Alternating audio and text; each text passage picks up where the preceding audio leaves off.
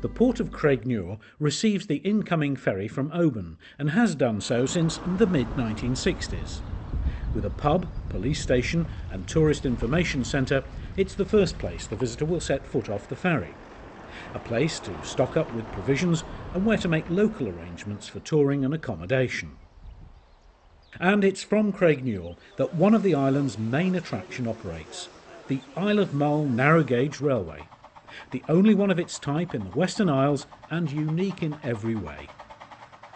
Born out of a need to provide a connection from Craignure to nearby Torresey Castle, the railway was the brainchild of Graham and Libby Ellis.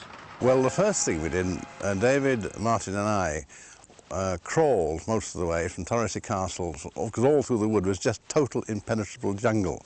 It had been an old drive built 100 years ago and abandoned, and the rhododendrons and God knows what had grown across in the meantime, so the only way you could get through it was crawling on your tum, and that's what we did, and arrived very thirsty at the Craignure Inn. And we thought, yes, it was possible. But it was 1982, I think, when we eventually got started physically actually doing something.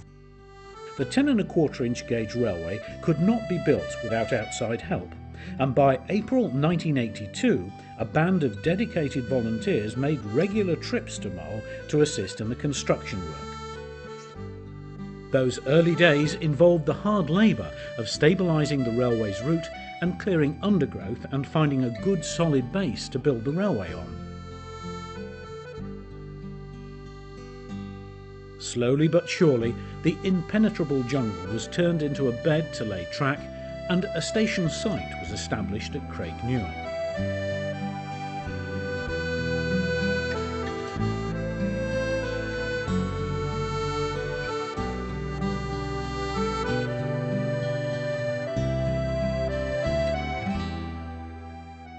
Soon, track panels began to appear, including some 23 tons of rail, 3,000 sleepers, 12,000 dog spikes and fish plates.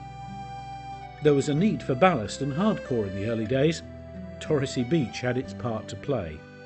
The company engaged Bob Davies, an engineer from Saarland, and enthusiast George Gray, a retired civil engineer, to work with a growing band of volunteers.